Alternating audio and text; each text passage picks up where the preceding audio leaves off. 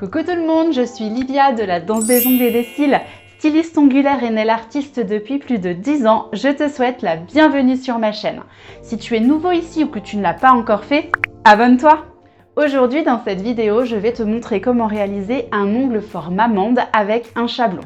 Je vais te montrer le pas à pas en t'expliquant au mieux du début jusqu'à la fin. Alors surtout n'en rate pas une miette. Allez, suis-moi, c'est parti!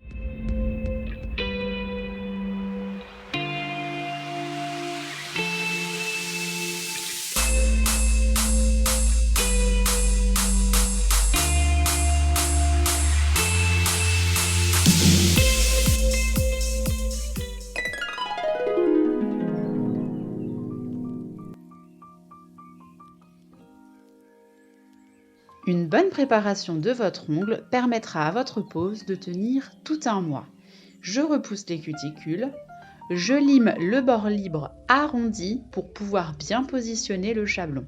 Ici, comme je suis sur une pose classique salon, je n'ai pas besoin de limer l'ongle entièrement. Je peux laisser un petit peu de bord libre.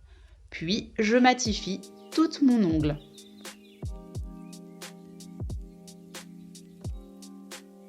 Veillez à ce qu'il n'y ait plus du tout de brillance sur votre ongle pour que la pose tienne parfaitement. Et pour terminer la préparation de mon ongle, avec un embout spécial cuticule qui est très doux, je contourne toutes les peaux pour bien enlever la brillance qu'il pourrait rester près des cuticules.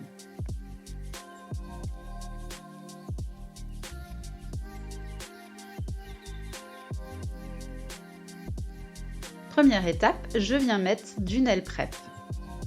Ici, j'utilise le nail prep de Jet Set Beauty. Puis un petit peu de primer avec acide et je passe au gel de base, toujours de Jet Set Beauty. Je le mets en fine couche et je ne touche pas les cuticules. Puis je catalyse 1 minute.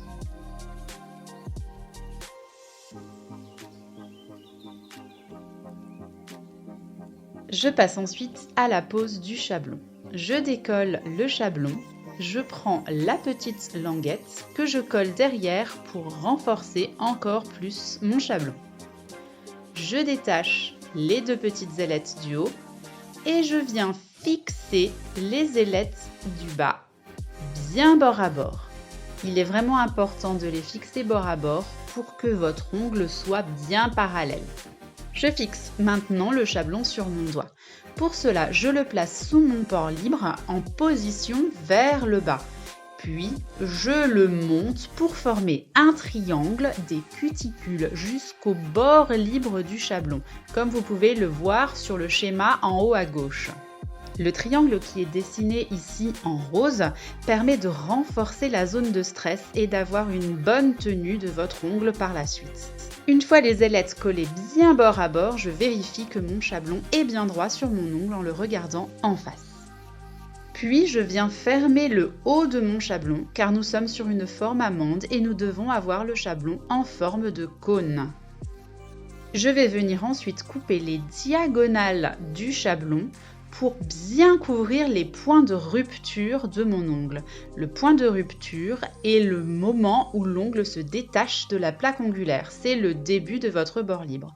Pour ceci, je prends mon ciseau et je viens couper sur les lignes qui sont prédessinées en diagonale. J'écarte ensuite les petits bouts de papier qui ne me servent plus à rien. Cette étape permet de libérer la pulpe du doigt et vous permettra également d'avoir un joli C-curve.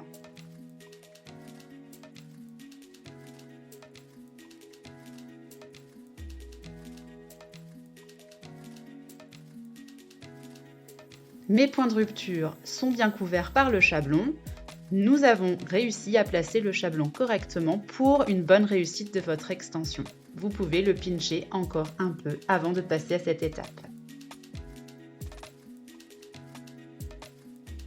Pour les constructions chablons, je préfère utiliser des gels stables, ce qui me permet de travailler sans que le gel ne coule de tous les côtés. Pour commencer, je viens mettre une fine couche sur mon ongle naturel.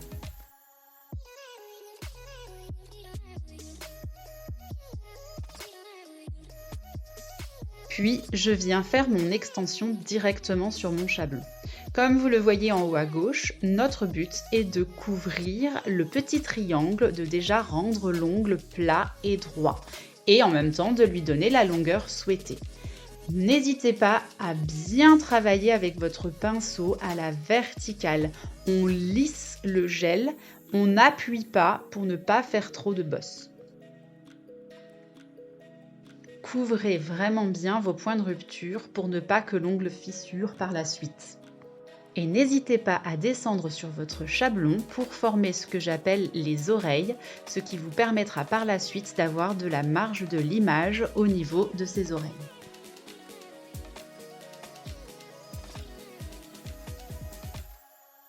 Vérifiez bien de chaque côté et une fois que votre extension est faite, on catalyse environ 1 minute.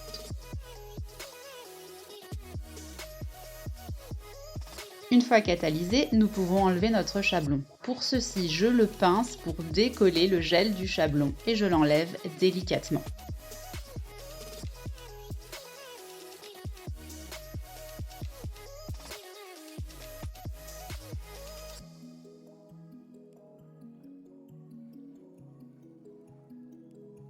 Nous pouvons passer à la construction.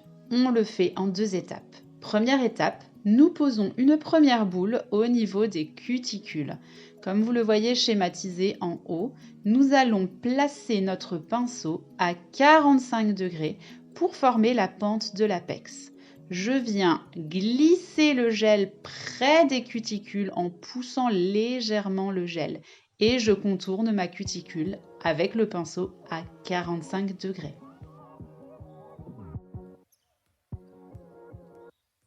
Une fois le gel placé près des cuticules, je viens tirer légèrement cette première boule pour former le début de mon plateau.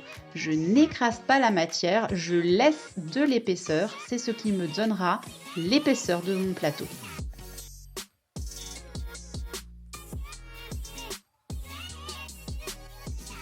Je viens ensuite prendre ma seconde boule pour travailler le plateau et le bord libre.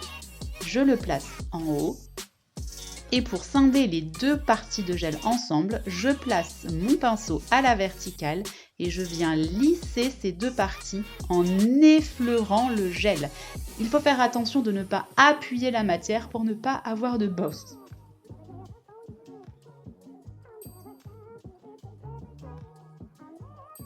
Veillez également à ce que l'épaisseur soit la même du début du plateau jusqu'au bord libre. Ne soyez pas effrayés par l'épaisseur que vous pourrez avoir au bord libre puisque nous avons besoin de cette matière pour le limage final. On couvre bien les parallèles, on descend bien les oreilles et on le lisse. J'aime beaucoup utiliser les gels stables pour cette technique parce que ça me permet de prendre mon temps, d'avoir une structure vraiment bien réussie. Voici la structure, l'apex et le plateau.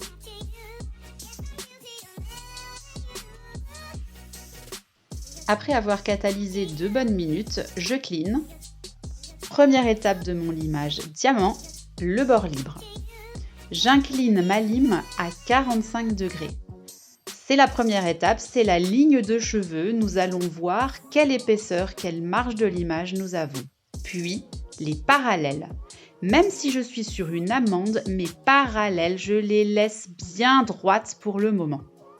C'est important, c'est pour ne pas casser les points de rupture.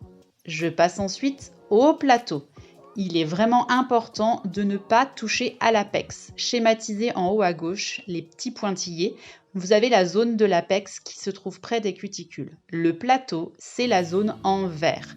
Je mets ma lime à plat et je lime. Veillez à rester sur cette zone. Je viens ensuite limer mes diagonales en bleu sur le dessin. C'est les zones que je n'ai pas encore touchées avec ma lime. Je place cette lime en diagonale, je reste à plat, je lime vraiment juste cette zone.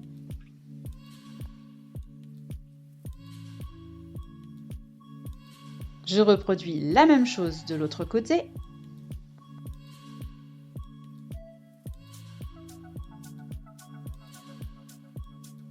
Et nous avons obtenu les arêtes du diamant. Comme vous pouvez le constater sur le schéma en haut à gauche, c'est ce que vous devez voir sur la ligne de cheveux de votre ongle. Voici la ligne de cheveux vue du dessus. Nous avons bien les arêtes. Un diamant efficace vous permettra de gagner du temps sur l'affinage de votre ongle.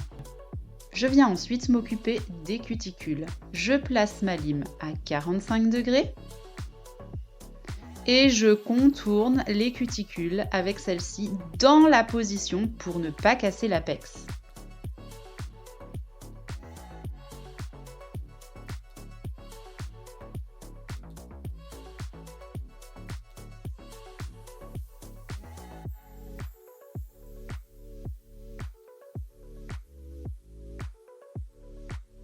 Nous avons maintenant la structure au limage, c'est-à-dire la pente de l'apex et le plateau. Nous allons maintenant casser ces angles et affiner. Nous partons d'un côté de l'ongle et nous remontons jusqu'au milieu et nous ferons exactement la même chose de l'autre côté. On ne fait pas en même temps, on fait bien un côté puis l'autre. N'hésitez pas à reprendre certaines étapes. Ici, je retravaille mes cuticules pour vraiment abaisser au maximum le gel, qu'il n'y ait pas de décollement. Je regarde également souvent ma zone de ligne de cheveux pour voir la quantité de gel qu'il me reste. La zone des cuticules part de la cuticule et monte jusqu'au bord libre. Si je lime une zone, je lime toute la longueur pour avoir quelque chose d'harmonieux. Je passe maintenant au portefeuille. J'incline ma lime pour affiner mon amande. Je le fais bien sur les parallèles, je ne passe pas en dessous de ma lime. Je reste toujours parallèle à mon ongle pour limer.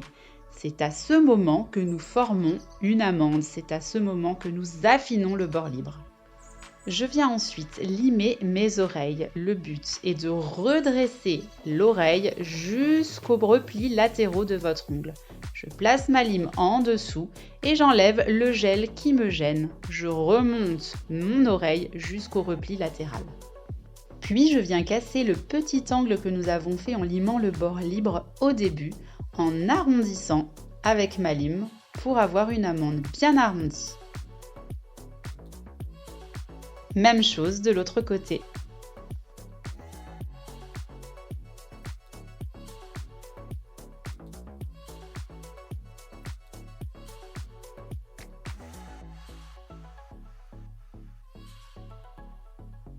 Je retourne ensuite mon doigt pour vérifier que le bord libre est bien arrondi symétriquement des deux côtés et vérifier s'il n'y a pas de petites zones d'ombre. Ici, près des cuticules, il en subsistait une, je lime donc cette zone.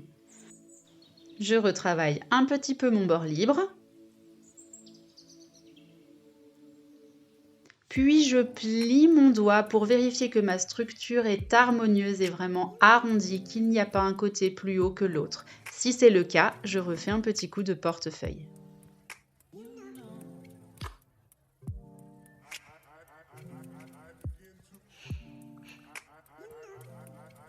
Et voici le résultat de ma pose en full cover. Nous avons un léger C-curve sous tous les doigts. Notre structure est terminée. C'est maintenant le moment de passer à la couleur ou à la French ou à une déco.